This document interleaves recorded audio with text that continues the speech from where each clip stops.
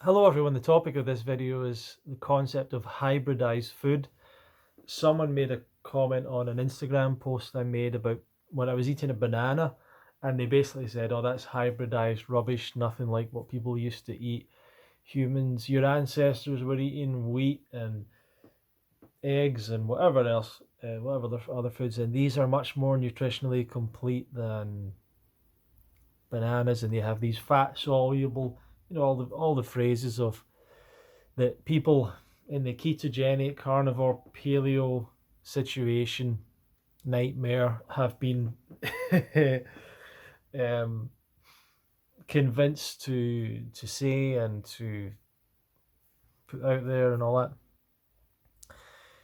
So hybridized bananas, fruits, what does it mean? What's Why is it not really an issue? We'll talk about that. If you want to learn more about the raw vegan diet, get healthier, you can subscribe to this channel. And yeah, thank you for watching. And feel free to leave a comment below.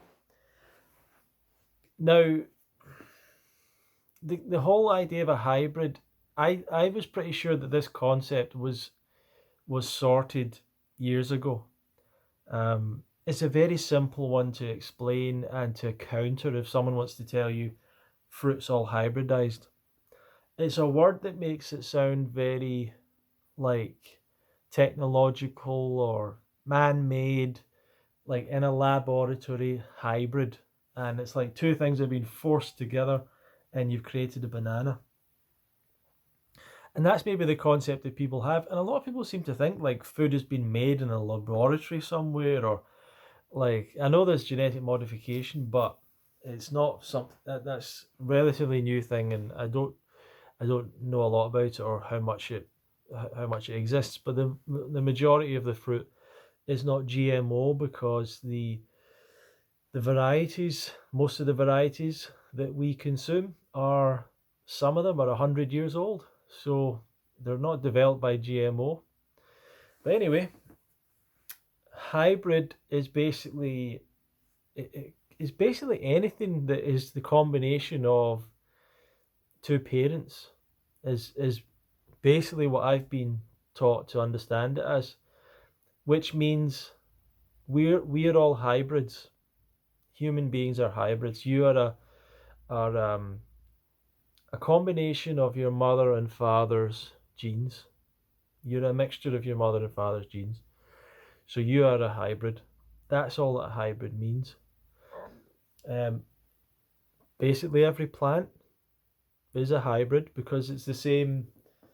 It's the same situation. It's two sets of genes, two different plants' genes coming together and creating a new plant. When it comes to fruit trees, the same thing. It's the pollen matching with the flower of another thing, creating a fruit which has a unique seed in it, and all that kind of stuff. So everything is a hybrid, virtually, apart from single cell organisms that split into two. There's probably some insects and stuff that maybe reproduce in a different way, but we're all hybrids. Plants are all hybrids. So the idea that something is hybridized is you're not really making any point there, because everything is hybridized. What they're maybe saying is that it's been forced in some way. Now there's maybe some reality in that, which is over hundreds and thousands of years, humans have selectively bred crops. That's called farming. That is the history of farming, where eventually someone realized we can take an apple tree with these particular characteristics and try and mix it with an apple tree with similar characteristics, and we're likely to get maybe a bigger apple, a sweeter apple, an apple that lasts longer in the tree or lasts less long in the tree. Whatever characteristics we were looking for. Just like if two very tall people have a child, it's likely to be a very tall child, or maybe an even taller child. You know, if two light-skinned people have a child, it's likely to be a light-skinned child. You know, so it's the same principle. It's exactly what people have done with dogs over the years, where they've selectively bred dogs. Now, is it natural? Well, it's basically the same thing that happens in nature. We're taking more of an active involvement in it, but it's not genetic modification. It's not in a laboratory. It's been done in a specific way through farming. Now, is that a bad thing? It could, maybe you could say it's a bad thing. Maybe you could say that the fruit is not natural as to what it used to be, and there's a lot of truth in that. With certain varieties, there's a lot of truth. But that is the case with everything that we eat. For some reason, people get caught up on fruit, just like a lot of things. Talk about organic, people think about fruit and fruit being sprayed. Talk about nutrients and deficiencies, people think about a fruit diet, rather than fruit as the solution to deficiencies. So people have these misapprehensions, these mistaken ideas that they're applying to a fruit diet or they're applying to fruit. But I don't buy into it. But for some reason people think the environmental cost of shipping, but they don't think about the environmental cost of all the other foods, but just fruit for some reason because it's so obviously tropical or from another country. So people have all these negative connotations towards fruit. If only it was addictive and made people unhealthy and hurt people, maybe people would actually respect it more or like it more. Unfortunately, it doesn't. It just leads to fantastic health, phenomenal effects for the environment, a fantastic, peaceful environment for animals and stuff.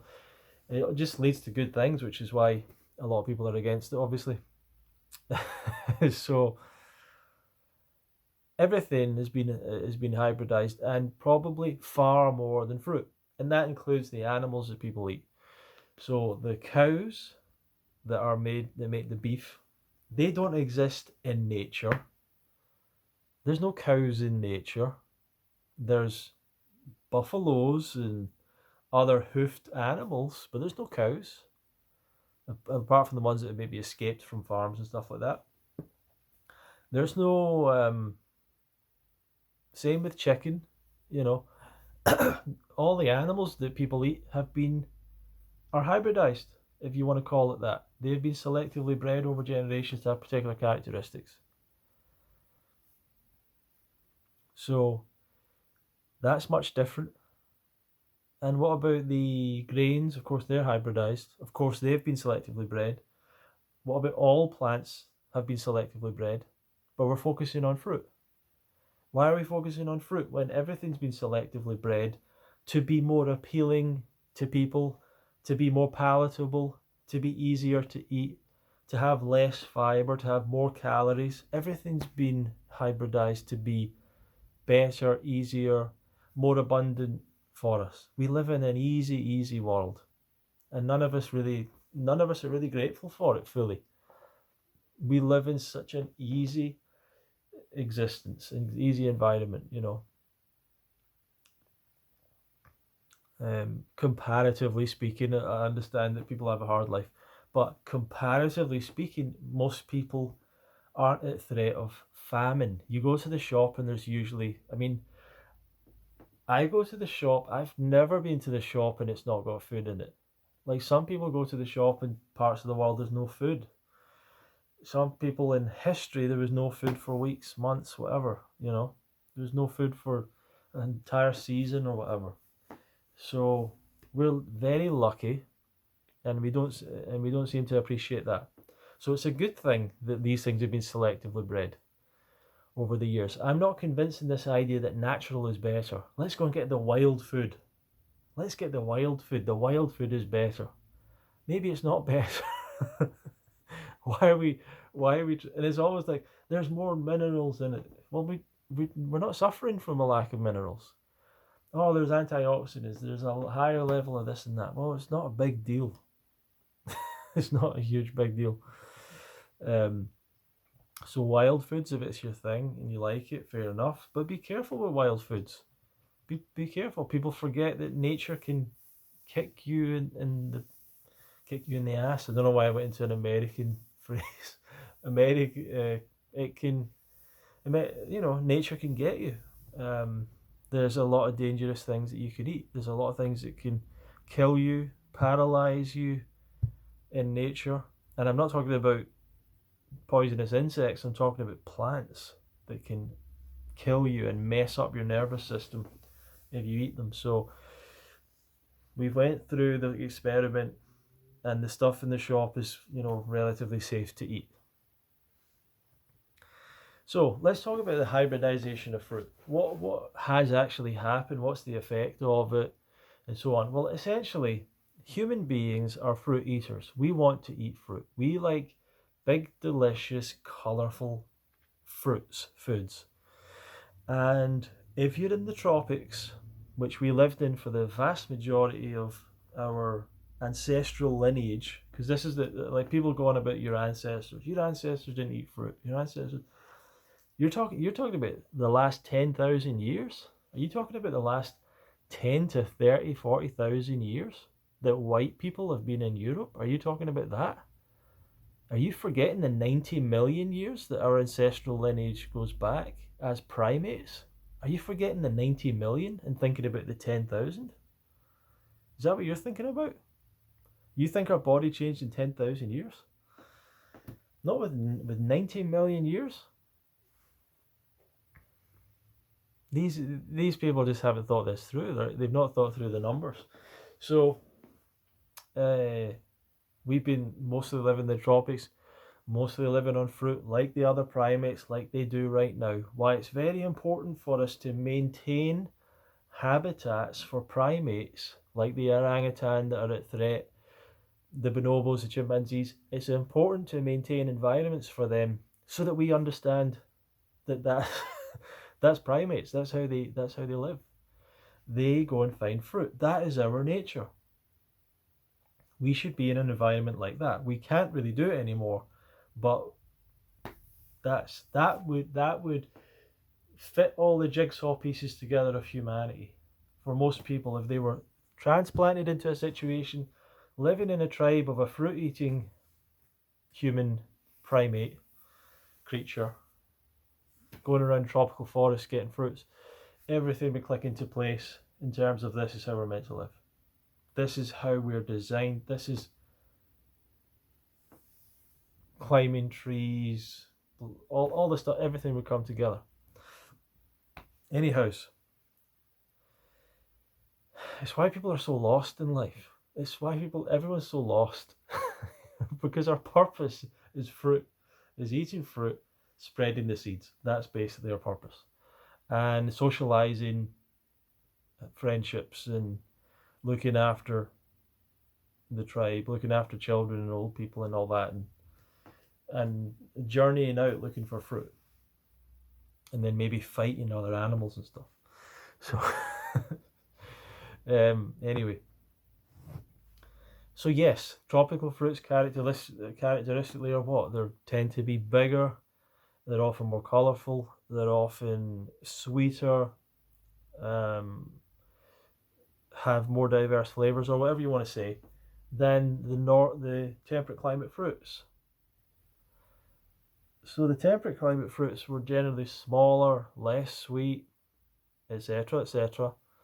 And we selectively bred them over years to make them more like the tropical fruits. More, to make them bigger, to make them sweeter, to make them have less fibre, to make them have more calories in general. So that's what we did, to make them more flavourful to us. In other words, to make them more nutritionally beneficial to us. And when a fruit is sweetest, it's at its most nutrient rich. It's the best stage for us to eat it.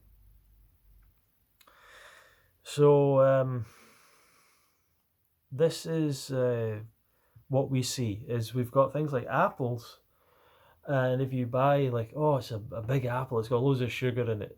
But when a real native apple would have been this size and would have been this and that, it's like, yeah, you're kind of right.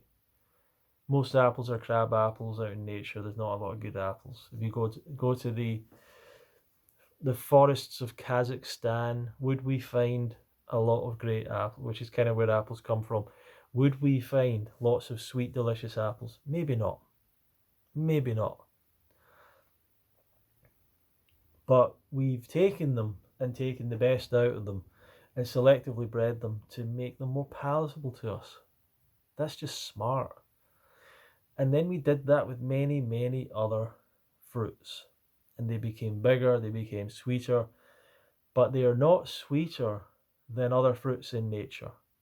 They are not sweeter, they are not better than other fruits that exist in nature that other primates eat. And primates have to get about 2,000 calories a day. They mostly eat fruit. The fruit must have a good amount of carbohydrate and sugar in it. They must have. Otherwise, these animals couldn't live and survive on fruit, which is what they do. So I hope that mostly answers any worries you have about this idea of hybridized fruits, hybridization. The first thing, every other food that has been modified and changed and hybridized.